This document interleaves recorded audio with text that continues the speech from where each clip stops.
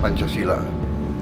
Jadi saudara-saudara, kondisi seperti ini kita selalu berpegang teguh kepada konsensus besar.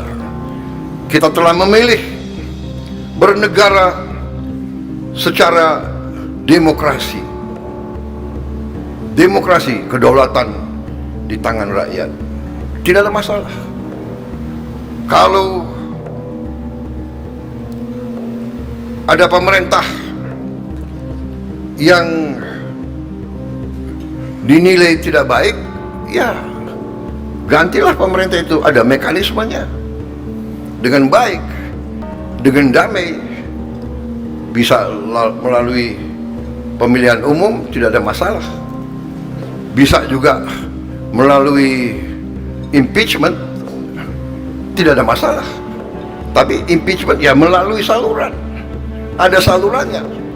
DPR, MK, MPR dilakukan, tidak masalah. Dalam sejarah kita telah terjadi beberapa pergantian. Bung Karno turun dengan damai, Pak Harto turun dengan damai, Gus Dur turun dengan damai, melalui proses, tidak melalui kekerasan.